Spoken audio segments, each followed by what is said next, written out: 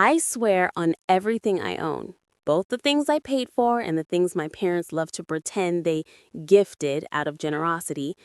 I was having the best night of my life, right before the world decided to tackle me like it had something personal against me. I'm talking full cinematic vibes. Downtown skyline glittering like it wanted to flex on the entire planet, the valet practically drooling over my brand new Obsidian Black Genesis GV90 while pretending he sees cars like that every day. He doesn't, trust me. And me stepping out in heels that cost more than most people's rent because, yeah, I work like hell and I spend like it. I earned every single piece of that night. And honestly, nothing in my world hinted that I was about to wake up the next morning and find out my entire reality was being run by the most manipulative duo alive, my parents. Anyway, I had bought that car myself. My money, my credit, my decision. Nobody helped me, nobody co-signed, nobody even congratulated me except my best friend Leah. Everyone else acted like me getting a top-tier car was just another, oh look, Ava bought something expensive again. Especially my family, who treat my accomplishments like background noise unless they can twist them into something that benefits them. But not even that could bring down my mood. Not that night. Not when I was driving home with the moonroof open, my music blasting, finally feeling like a grown-ass adult who had something that belonged solely to me. I parked it in my assigned spot at my parents' estate because, yes, technically I still live there, not because I couldn't afford my own place, but because my mother cried about family unity and my father guilt-tripped me saying, "It's safer here, sweetheart." I should have realized even then that when those two emphasize safety, they're talking about their control, not my well-being. I locked my car, double-checked the mirrors, even clicked the key fob twice like some paranoid raccoon because it was the first night I was leaving my brand new baby outside. Not gonna lie, I even looked back at it like 20 times because I'm dramatic like that. Then I went inside, exhausted but stupidly satisfied, and collapsed. Next morning, 6:47 a.m., I walked outside with a coffee I didn't even want and froze so hard the cup literally slipped from my hand. My car was gone. Not moved, not shifted, not accidentally valeted. Gone. Like someone grabbed the entire vehicle and just airlifted it into a different dimension. I swear my brain actually glitched because I just kept blinking at the empty parking spot like the universe was buffering. I thought I was hallucinating. I even opened the Find My Car app, but it said location unavailable, which is insane because even a dead battery shows a last ping. My heart was thumping like a drumline and my stomach felt like it was trying to crawl up my throat. Then I did the normal human thing, panic, real panic. Not cute panic, not, oh, I lost my lip gloss. I'm talking full, my life is melting into hellfire panic. I stormed back into the house, screaming for my parents, because who else do you scream for when your car vanishes from a gated property with cameras? My mom appears at the top of the staircase wearing her silk robe like she's starring in some rich lady soap opera, totally calm, sipping her green smoothie like I didn't just burst through the door yelling, "My car is gone." And then came the sentence that made my soul dislocate. "Oh, sweetheart, relax. We gave your keys to your sister last night." I swear every neuron in my brain stood up like, "Run that back." My sister. My 20-year-old, chronically irresponsible, compulsively lying, chaos-driven sister who has totaled 3 cars, crashed a golf cart into a fountain at a charity event, and once stole my mom's credit card to buy a $900 hairdryer because it was pink. That sister.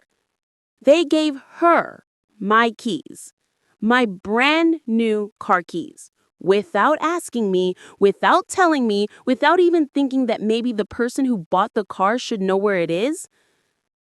I felt a pressure in my skull like my brain was trying to detonate its way out. "Why would you give her my keys?" I yelled, my voice shaking. My mom blinked at me like I was the one being dramatic. She needed to go somewhere. So get her an Uber, I shrieked. My dad came downstairs like he'd just woken up from a 10-year nap, and he had the audacity to say, "Your sister was upset last night, Ava. We just wanted to help her feel better." Oh, so because Princess Meltdown was upset, they handed my $70,000 luxury SUV like it was a comfort blanket? I swear the air in the room crystallized. "Where is she? Where's the car?" I asked, now bordering on feral. My parents exchanged looks. That's when everything in my chest twisted into a cold knot. That look. That horrible, guilty look. "Well," my mom said, dragging out the word like it was heavy, "we're not exactly sure." "Not exactly sure?" I yelled so loudly the chandelier rattled. "You gave my keys to a girl who can't even keep track of her charger, and she took my car? And you don't know where she is?" "Don't be dramatic," my father muttered. Dramatic? Me? Dramatic would have been burning the house down and calling it a cleansing ritual. But I kept breathing, kept thinking, kept trying not to commit arson. I called my sister. Straight to voicemail. Called again. Straight to voicemail. Called a third time. Voicemail. I texted her, "Where is my car?" No response. I started pacing the living room so fast I felt like a malfunctioning Roomba. My mother was still sipping her green smoothie like nothing catastrophic had happened. "She'll probably stay with a friend," she said dismissively. "She'll bring it back," I snapped. My dad scoffed, "And why are you acting like she stole it?" "Because she did. They did. They all did." And that's when I realized something.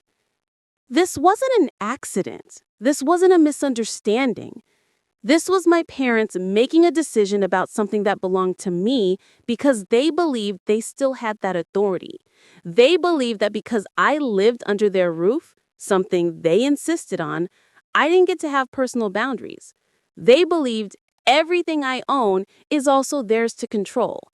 And they believed my sister's feelings mattered more than my property, my money, my safety, and my autonomy. That realization cracked something inside me. But the real fracture came a few minutes later. My phone buzzed. A text from an unknown number. A picture. Of my car. Crashed into a ditch. Front end smashed. Headlights shattered. Airbags deployed.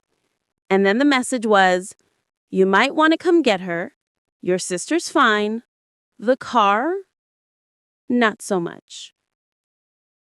I don't know how to explain the way my body moved that morning. Half possessed, half running on pure adrenaline, like my bones had been replaced with battery acid and bad decisions. As I grabbed my keys, phone, and whatever fragments of sanity I still had left, and sprinted to my parents' garage to take my dad's Mercedes, since apparently we were just handing out other people's cars now.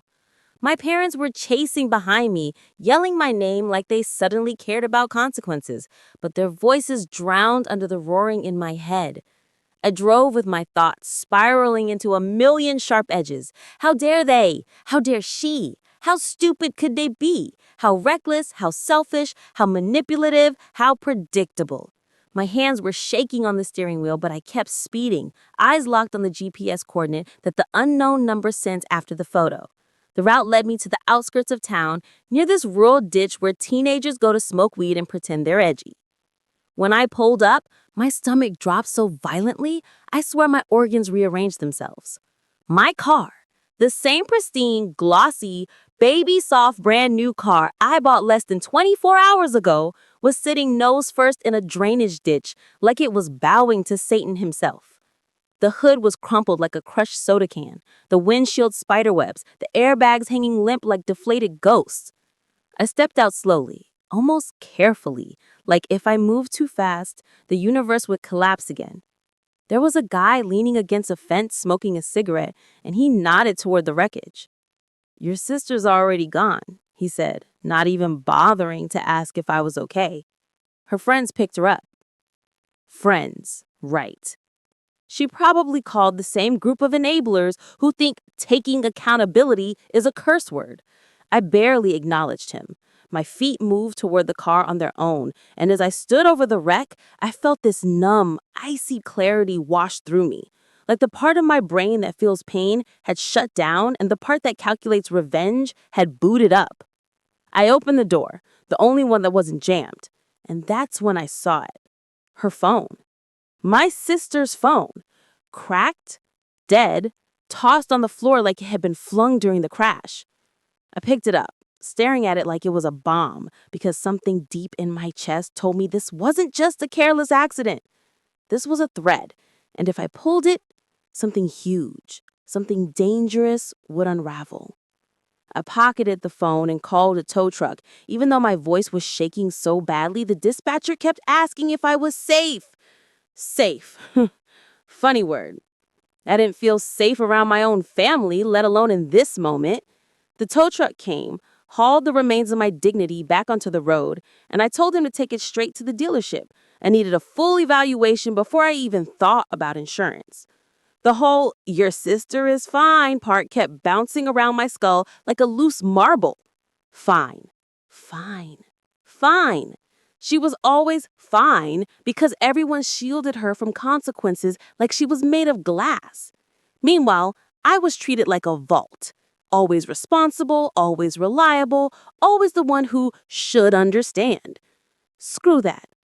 When I got back home, my parents were waiting in the foyer like a pair of villains pretending to be hurt by the chaos they caused. My mom rushed to me first. "Ava, sweetheart, we didn't know." "Stop," I snapped, holding up a hand. "Just stop." My dad tried next. "We should focus on your sister. She's shaken up." My laugh came out sharp and ugly. "She's shaken up? She?" I took a slow step toward him. "My car is totaled. My property. She stole it, wrecked it, ditched it, and left me to find it like a dead body in the woods. And you want to talk about her being shaken up?" My mom flinched, and that finally made me pause. Not because I felt bad, but because guilt looked weird on her. She wasn't used to being confronted. She was used to being worshipped or feared. My father's jaw clenched. "Lower your voice." "Or what?" I shot back. "You'll give away something else I own?" His silence felt like admission. My mother put a hand on my shoulder, and I shrugged it off so hard she stumbled. "Where is she?" I demanded. My parents exchanged another one of their cryptic glances. I felt the ice in my chest spread. "She's in her room," my mom said, finally. "But maybe we should let her rest." "No," I said, the word landing like a hammer. "We're done letting her do whatever she wants. I want to hear her explanation right now." I marched upstairs without waiting for them to follow.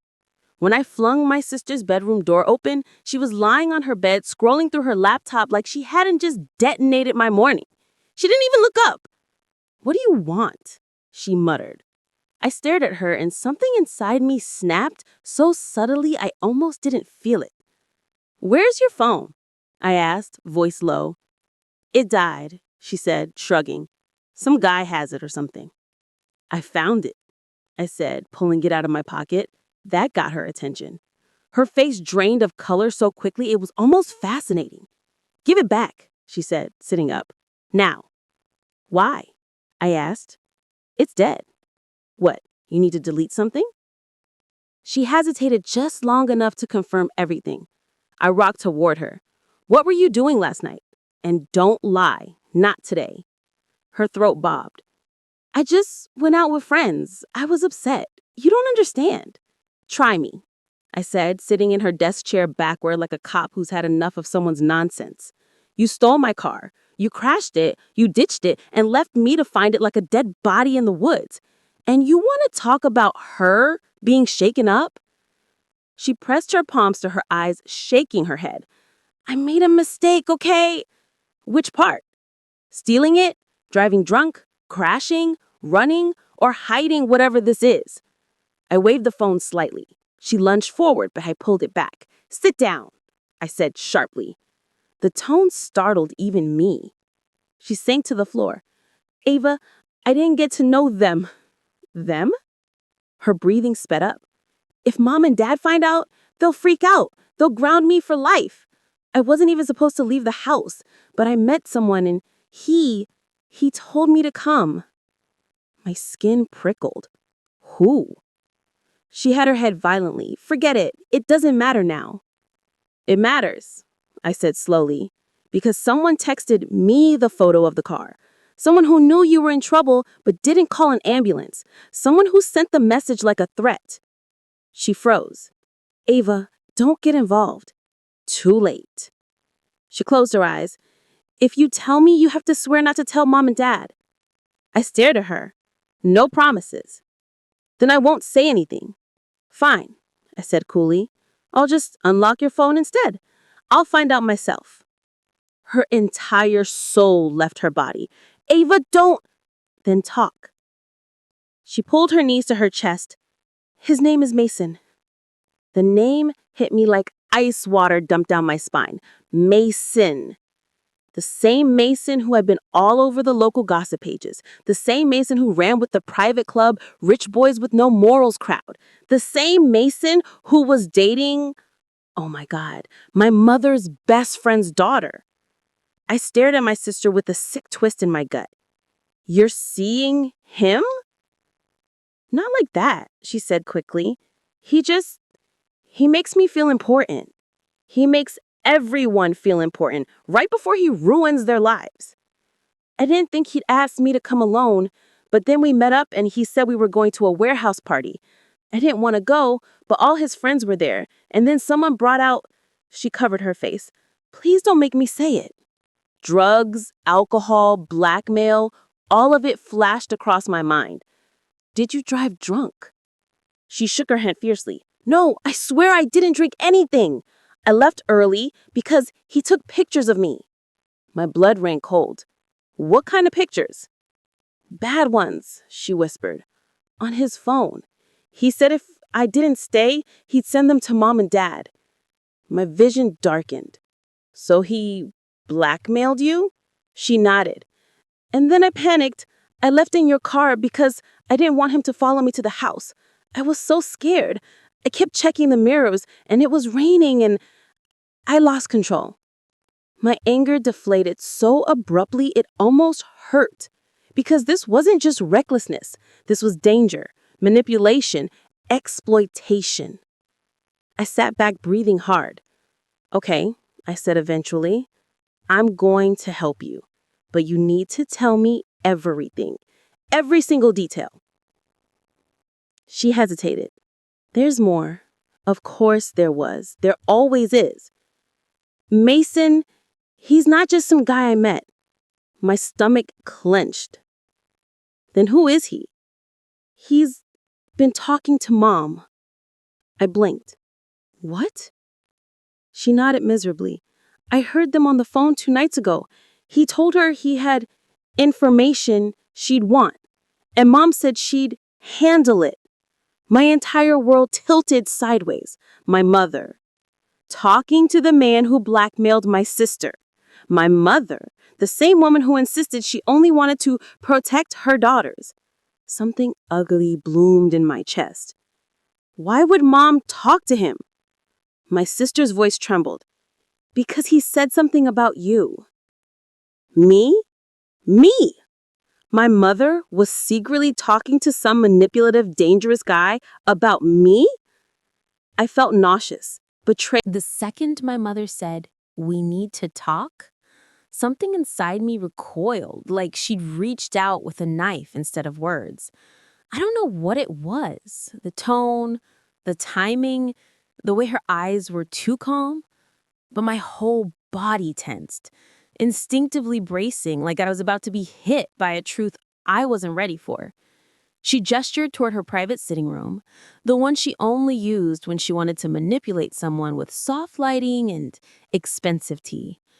It was the same room she used when she wanted to scold me, guilt-trip me, or pry into my life under the disguise of motherly concern. I followed her inside, closing the door behind me. And she sat down on her cream velvet chaise lounge like she was posing for a painting, while my nerves buzzed like live wires. Ava, she began softly, I know this morning was overwhelming.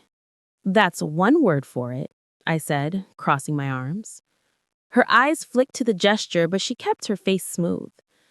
I understand you're angry.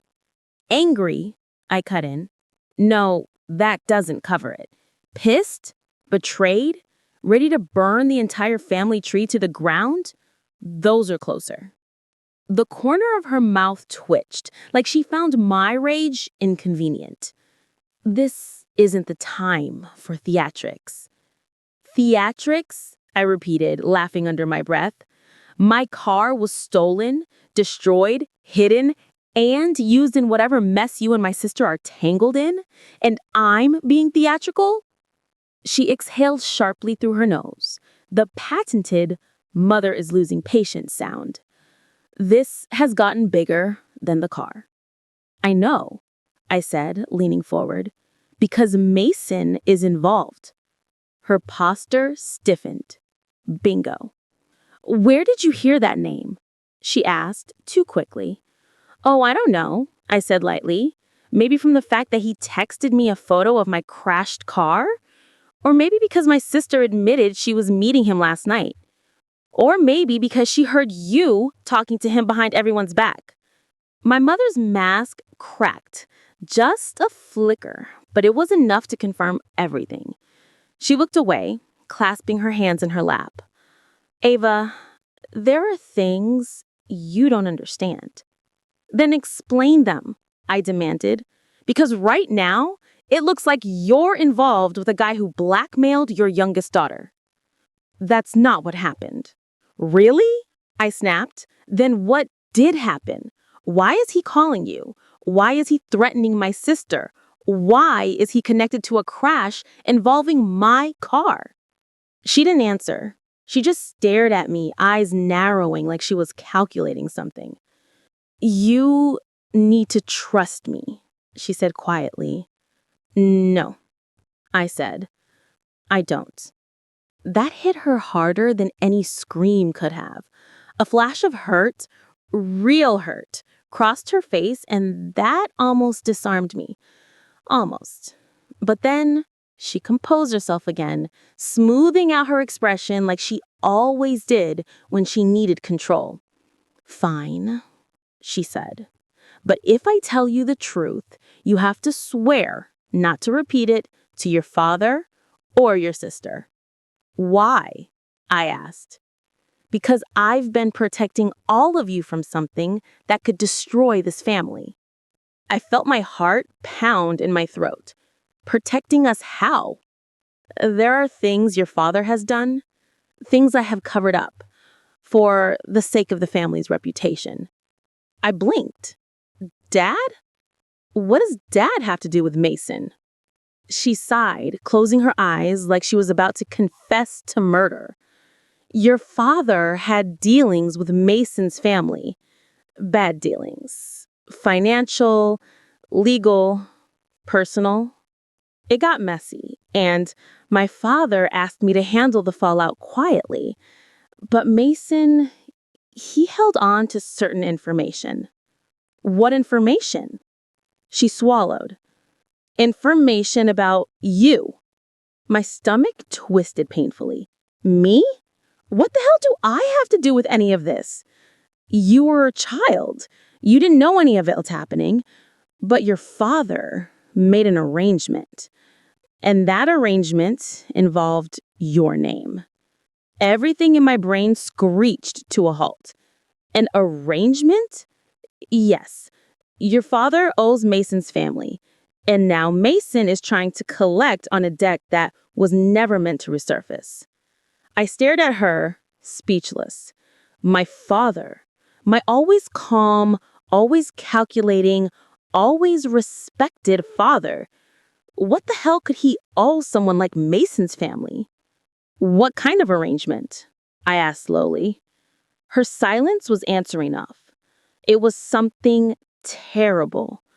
Mom, I said, voice shaking, You need to tell me, what did Dad do?" Before she could answer, the doorknob clicked.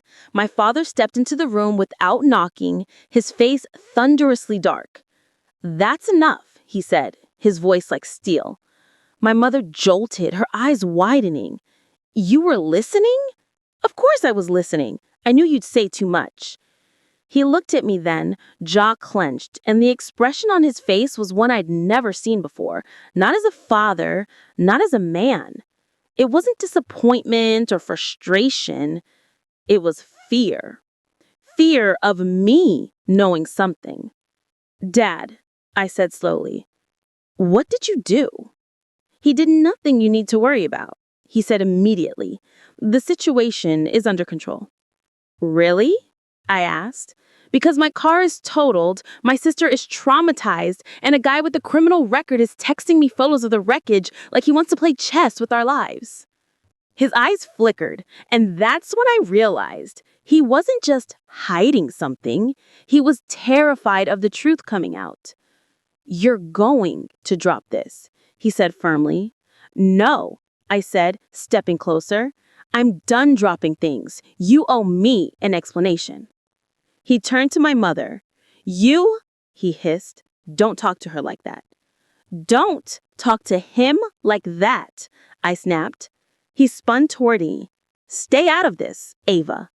"It is about me," I said sharply. "Mom said the arrangement involved my name. So tell me, what did you do?" "Ava, tell me." His jaw flexed. He looked at me, then at my mother, then back at me again, like he was weighing the truth or the lie would cause more damage. Finally, he exhaled through his clenched teeth. "Mason's father helped me cover up a scandal years ago, before you were old enough to know what was happening, and in exchange, I gave him access. I gave him leverage." "What kind of leverage?" "Your trust fund, your name, your financial future." My breath caught. "You what?" "It was temporary," he claimed. "It was never supposed to touch you, but then he died, and Mason inherited everything, including the leverage.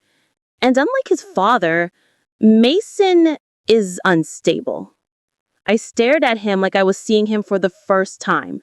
"You risked my financial identity to save your own reputation?"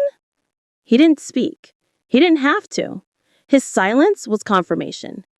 "Dad," I whispered, "he blackmailed your youngest daughter last night, and now you're telling me he owns part of my future?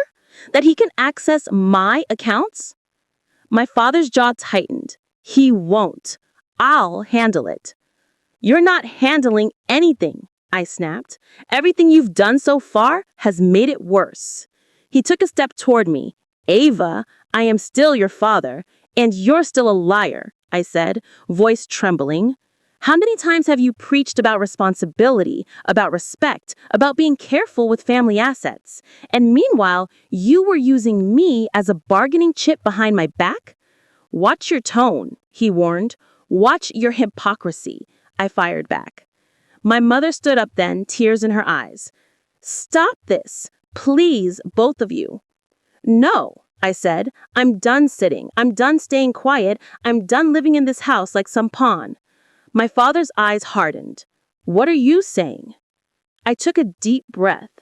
"I'm saying I'm taking my life back." I turned toward the door. "Ava," my mother pleaded, "please don't do anything rash." "Oh, Mom," I said without looking back. "Rash would have been letting you two keep running my life in the shadows." I opened the door. My father's voice boomed behind me. "Where do you think you're going?" I looked over my shoulder. "To find Mason." Both of my parents went pale. "No!" they said at the same time. "Someone needs to tell me exactly what he wants, and it sure as hell isn't going to be either of you." "You are going to terrify the girls," my father said. My blood turned to fire. "So you knew Mason was after us." My mother screamed. My father cursed. And I realized Mason wasn't waiting for me to find him. He was already watching me. And the only thing scarier than what my parents were hiding was what Mason clearly already knew. I didn't sleep that night, not a single damn minute. I kept replaying everything in my head like a movie I didn't ask to watch. My sister Maya laughing as she peeled out of my driveway in my new car. My mother's blank voice telling me we thought it would calm her nerves. My father acting like he was doing me some kind of favor by violating my boundaries. The retainer in the safe, the secret hotel bill with my mom's card, the meeting request from a stranger claiming he knew things. My heart was a tornado of dread, adrenaline, rage, and something else. Anticipation. Because by dawn, I'd made a decision. I wasn't going to let my parents or Maya bulldoze me anymore. Not after everything they'd done. Not when my life had finally stabilized. Not when they'd spent years treating me like some emotional insurance policy. So the second sunlight hit my windows, I showered, threw my hair into a low ponytail, put on the sharpest black blazer I owned, and drove my old backup car, the one they must have forgotten existed, to the brunch cafe where I told the mysterious guy to meet me. His message had said, "If you want the truth about why your sister took the car, meet me tomorrow. Do not tell your family." That alone had been enough to keep my mind spinning all night. The cafe was upscale, filled with influencers pretending they weren't staging photos, old money couples who treated waiters like props, and a soundtrack of clinking glasses and fake laughter. When the guy walked in, I recognized him instantly, even though I'd never seen him in person. He was the valet from the hotel, the same hotel that had charged my mother's card, the same hotel where something had happened. Something so big it had pushed my family into panic mode damage control. He sat down, looked around nervously, then leaned in. "I'm risking a lot telling you this, but I think you deserve to know." My throat tightened. "Know what?" He swallowed. "The night before your car disappeared, your mom and sister were at the hotel together." I blinked. "My mom?" "Yes," he said. "She checked in under her own name. Your sister showed up 2 hours later. They looked upset, like something had gone wrong." "What did they do?" I asked, gripping my coffee cup. "Argued. A lot. Your mom cried. Your sister kept saying, 'We have to fix it before she finds out.'" She? They were talking about me. My stomach dropped. "Then," he continued carefully, "a man joined them." "A man?" He nodded. "Older, expensive suit, the type of guy who tips like it's part of his personality. They went upstairs together. 3 hours later, your sister came back down alone. She was shaking." I felt ice crawl through my chest. "And the next morning? Your mom came down looking like she hadn't slept. She left before the man did." "So who the hell was he?" I asked. The valet's voice lowered even more. "Mr. Dalton." My chair almost tilted backward. "Mr. Dalton, my boss's boss, the VP of operations, a man who had a reputation for being charming, dangerous, and obsessed with control. A man who had flirted with me a few times in a way that made my stomach twist, but my paycheck shut me up." "Why would my mom and sister meet him?" I whispered. The valet gave me a look like he wished he didn't know. "Because your sister, she wasn't supposed to meet him. Your mom was." I stared at him, heart pounding. "Explain." "Your mother paid him for something. I don't know what. I wasn't close enough to hear." I blinked. "My mother paid my corporate VP for something?" He nodded. "But the problem is, your sister recognized him. They got into a huge fight upstairs. That's why your sister came back down shaking. I think she threatened him with something, or maybe he threatened her. I don't know." My skin went cold. "And the car?" The valet exhaled. "Your sister said she needed transportation before things blew up. Your mom told her to take your car. I'm guessing she didn't have any other option." "Before things blew up? Before what blew up? Why are you telling me this?" I asked. "Because your family's acting like you're the problem when they're the ones hiding something dangerous." I leaned back, heart hammering. "Thank you," I managed. "Seriously." "Be careful," he whispered. "Your family's scared, and scared people get desperate."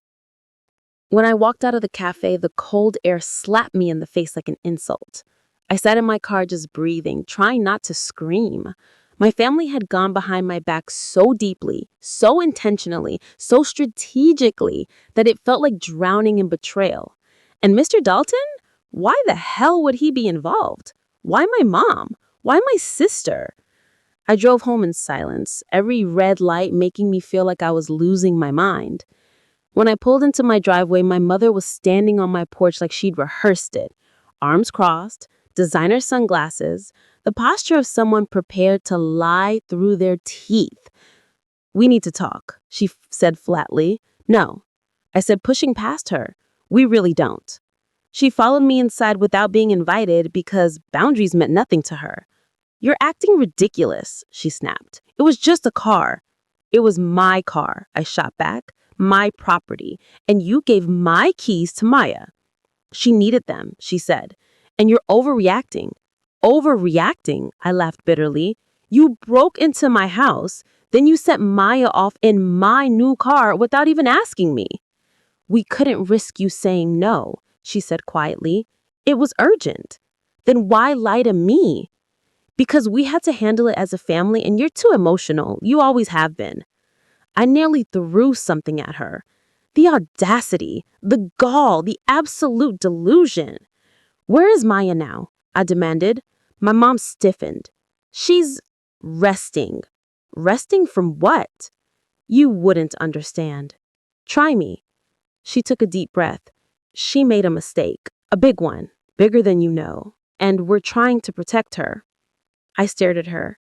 "Does this have anything to do with the hotel?" Her face drained of color. I saw it. I saw the panic flicker in her eyes before she caught herself. But it was too late. "I don't know what you're talking about," she said too quickly. "Sure you don't." I crossed my arms. "And does the name Mr. Dalton ring a bell?" She froze completely, like her soul had just left her body for a quick smoke break. "Where did you hear that name?" she whispered. I leaned in. "You should be asking yourself how much I know, not where I heard it." She paled further, then did something unexpected. She reached out and grabbed my wrist. "Do not get involved in this," she hissed. "You think you know things, but you don't. If you push this, you'll ruin us all." I yanked my arm away. Maybe some people deserve to be ruined. She looked at me like she was seeing a stranger. "You're being dramatic. And you're hiding something that involves my career, my boss's boss, my car, my sister, my home." "Drop it," she said. "Please." She said, "Please." My mother, the woman who never said please to anyone. That scared me more than anything else. "Where is Maya?" I demanded. My mom let out a shaky exhale. "She's at your aunt's place. She needed space." "And my car?" She looked away. "Still with her." My whole body pulsed with rage. "Get out of my house," I whispered. "We're family," she said desperately. "We're trying to protect you too. Get out." She finally left, slamming the door behind her. I collapsed on the couch, gripping my hair, breathing like the room had no air in it. Protect me? They were protecting themselves. And whatever they got tangled in, they didn't want me near it. But they'd already dragged me in. Then my phone buzzed. Unknown number, one sentence. "Your sister wasn't the only one at the hotel that night." My heart stopped. Before I could respond, another message came through. "Check your front door." I sprinted to the door, flung it open, nothing. Then I looked down. An envelope. No name, no markings, no return address. I picked it up with shaking hands, locked the door behind me, and tore it open. Inside was a single printed photo. My sister, crying, sitting on the edge of a hotel bed. Beside her, Mr. Dalton, shirt halfway unbuttoned, smiling. And in the corner of the photo, my mother, watching. My breath shattered out of me. What the hell had they dragged Maya into? And why did my mom pay him? My phone buzzed again. One last message. If you want the rest of the truth, come alone. I stared at the photo, the room spinning, a sickening realization burning in my chest. My family didn't just use me. They didn't just lie to me. They weren't just manipulating me. They were hiding something monstrous. And whatever it involved my career, my sister's safety, and a man powerful enough to destroy lives without blinking. But the worst part, the message wasn't from the valet. It wasn't from my parents. It wasn't from anyone I recognized, which means someone else, someone watching, knew everything, and they were coming for me next. My phone buzzed one more time, this time with the video file. And the second I pressed, The moment I tapped on the video file, my stomach did that free fall thing like an elevator cable had snapped because the screen lit up with hotel hallway footage. Grainy, time-stamped, but clear enough to recognize the exact same beige carpet and gold-trimmed sconces I'd walked past dozens of times on business trips, and then the camera angle shifted to a room door, room 913, and there they were in the frame, my mother, my sister Maya, and Mr. Dalton, all crowded in the hallway looking like they were starring in the messiest, deleted scene of a prestige drama, and my sister was holding something in her hands that made my blood run cold because it looked suspiciously like the retainer contract I had locked in my safe, except this copy looked older, wrinkled, torn at the corner, and my mother snatched it from her like she was grabbing a lit match from a toddler. And then Mr. Dalton leaned in close, too close, and whispered something that made Maya flinch like he'd slapped her, and my mom glanced directly at the camera like she knew she was being watched. And then the video ended abruptly with a black screen and a single caption, "You're next." I swear my soul left my body for a solid 2 seconds. I sat frozen on my couch, clutching my phone so tightly my knuckles were white, because suddenly everything felt connected in a way that was terrifying. My missing car, the hotel bill, my mother's panic, Maya's meltdown, Mr. Dalton's creepy involvement, the mysterious messages, the envelope photo, and now this video. Someone was watching them. Someone was watching me. Someone wanted me to know the truth, but also wanted me scared. Mission absolutely accomplished. I stood up, pacing back and forth like a caged animal, my mind spinning so fast it felt like my brain had its own wind tunnel. Who would film them? Who would send this to me? Who was threatening me like I was some pawn in a revenge plot? And why the hell was my family tangled up with a man like Dalton? Rich, ruthless, the type who had interns whispering stories about NDAs and career-ending secrets? I needed answers, and I needed them fast. So I grabbed my keys, headed for my car, and started driving not to my parents' house, not to Maya, but straight to my office building. Because if anyone could tell me why Dalton was tied to my mother and sister, it was the company security director, Marcus. A guy who'd always been weirdly protective of me, like he knew more than he ever said. The office was mostly empty. Weekend mornings always were. But Marcus was there in his glass office with monitors lit up like a NASA command center. When he saw me, he gave me that wary, calculating look, the kind people give right before deciding whether to lie or tell the truth. "You shouldn't be here," he said quietly. "You're in danger." Not comforting. "Then tell me why," I snapped. He sighed, locked the door, closed the blinds, then gestured for me to sit. "What I'm about to tell you can't leave this room." "Nothing about my life stays in any room, apparently," I muttered. He didn't even smile. "Dalton has been exploiting employees, blackmailing them, especially women. He finds vulnerabilities, family secrets, addictions, debts, and then he uses them to control people." My skin crawled. "What does that have to do with my family?" He hesitated. "Your mother came to him for help, financial help." "My family is wealthy," I said sharply. "Why would she need his help?" "Because the money's not hers. Your father cut her off from her personal accounts after a situation." "What situation?" "I can't say." "Marcus, I promised someone," he whispered. Someone who didn't want you dragged into this. Someone, my heart stuttered. Was it Maya?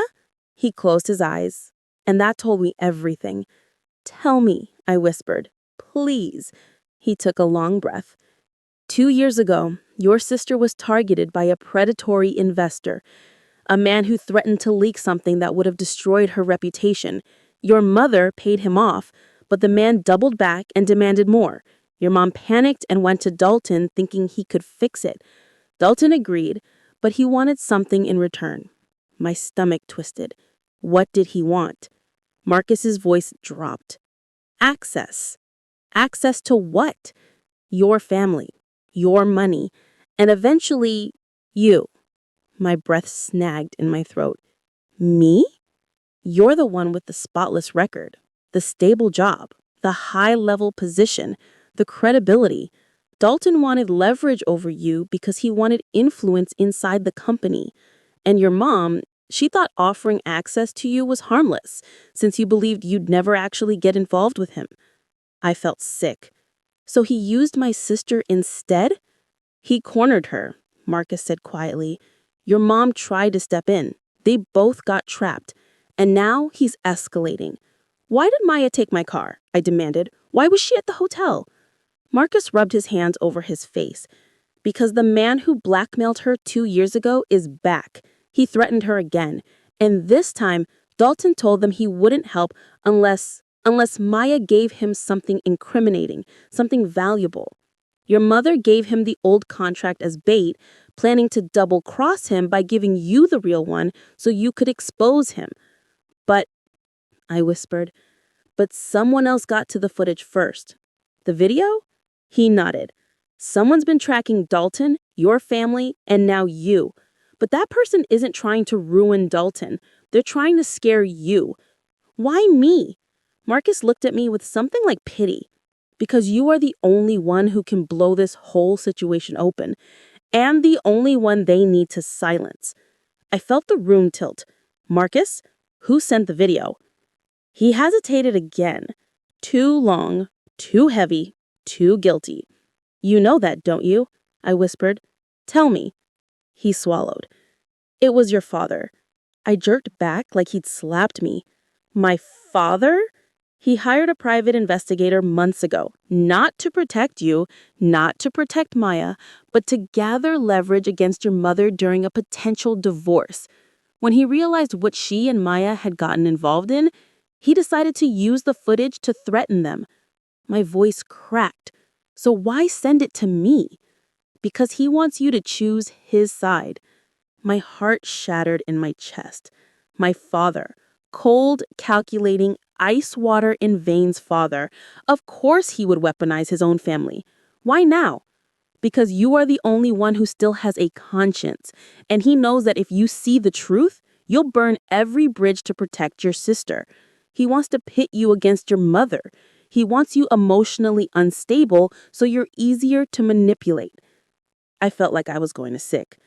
My whole life, every shiny, perfect, luxury-wrapped piece of it, was nothing but an illusion built on secrets, leverage, bribery, and manipulation. My father blackmailing my mother desperate enough to go to Dalton, my sister being threatened again, Dalton using all of them like chess pieces, and somehow I was the endgame they were all circling around. I need to talk to Maya, I said, standing up. Where is she? Your aunt's house. But listen to me. Do not go alone. Your father has eyes everywhere. I ignored him because my heartbeat was drowning out every voice but one, my sister's. I got in my car, drove like a fugitive, and when I reached my aunt's driveway, the house looked too quiet, too still, like the beginning of a horror movie. I knocked. No answer. I opened the door, unlocked, and when I stepped inside, my breath punched out of me because my sister was sitting on the couch with her knees pulled to her chest, mascara streaks on her face, shaking like she was freezing even though the house was warm. Maya, I whispered, rushing to her. She looked up slowly, her eyes huge and haunted. He took it, she croaked. He took the car. My heart crashed. Who? She cracked. Dalton. Everything inside me went cold. Why? Because He thinks you have the real contract, and he said if he don't get it by tomorrow, he'll go after you. My blood roared in my ears. My brand new car wasn't stolen by accident. It wasn't about joyriding, it wasn't about panic, it wasn't even about a family crisis. It was leverage, pressure, a threat wrapped in chrome and leather, and Maya was staring at me like she was about to break. I didn't want to drag you into this, she sobbed. But now he knows everything, and Dad knows too, and Mom is losing it. And I don't know what to do. I don't know how to fix this. I don't know how to save you. I grabbed her shoulders. Maya was staring at me like she was about to break. I didn't want to drag you into this, she sobbed. But now he knows everything, and Dad knows too, and Mama's losing it, and I don't know what to do. I don't know how to fix this. I don't know how to save you. I grabbed her shoulders. I'm not the one who needs saving, I whispered. You are. Her face crumpled. He said if I don't bring him the real contract, he'll ruin you. I felt something inside me shift. Something dark, solid, powerful. Let him try, I said, because I'm done playing defense. Maya shook her head frantically. No, you don't understand. He's dangerous. So am I said quietly. She stared at me stunned because I think she finally saw the version of me my family spent years underestimating.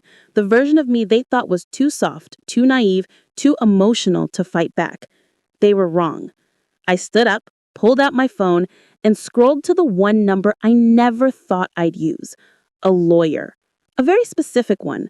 The one who handled corporate scandals so explosive they needed hazmat labels. Because if Dalton wanted war, he was about to get one.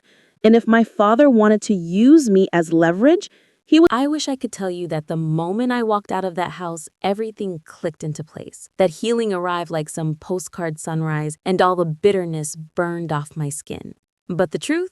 Healing feels less like a sunrise and more like stepping through a hallway of flickering lights, unsure which ones will stay on and which ones will pop and leave you in the dark again. After the confrontation, the family chat was basically a funeral pyre.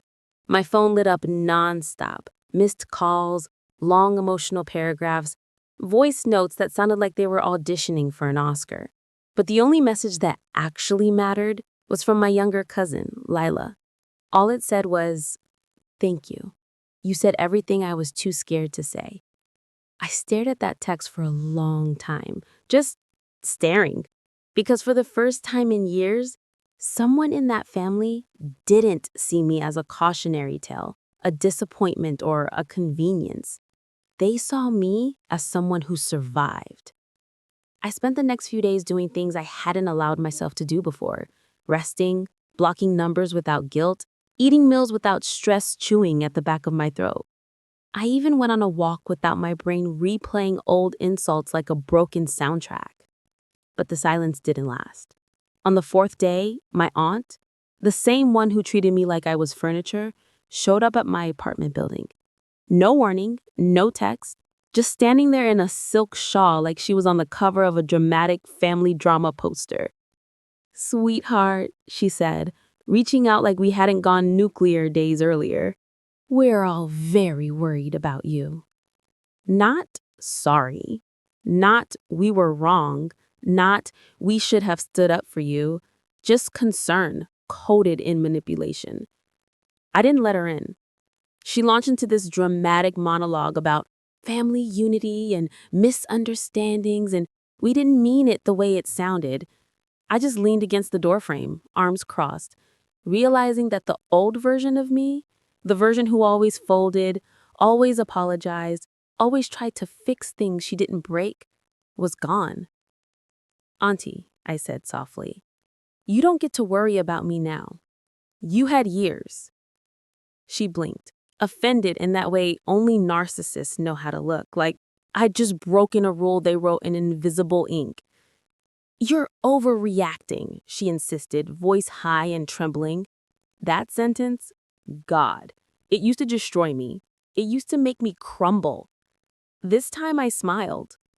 "No, I'm reacting exactly right." She tried again. Threats disguised as concern, guilt disguised as love, promises disguised as change. But I didn't open the door wider. I didn't apologize. I didn't negotiate my worth. I closed the door, gently but firmly.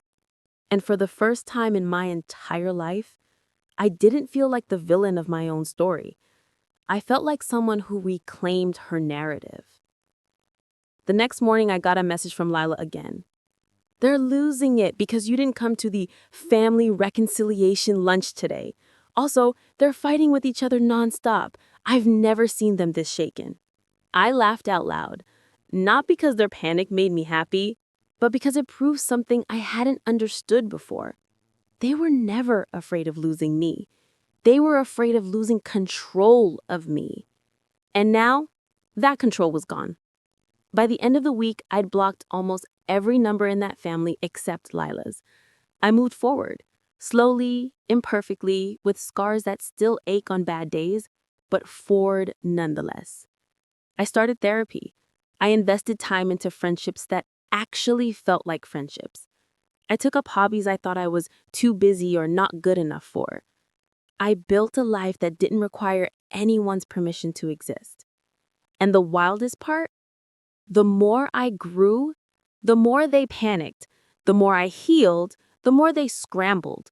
The more I stepped away, the more they tried to pull me back. But I wasn't that version of me anymore, and I wasn't going back. This is the quiet truth nobody tells you. Sometimes the real glow up isn't success, beauty, or revenge. Sometimes the glow up is simply learning to exist without apologizing for your existence. This time, the chaos belonged to them. The peace, finally belonged to me.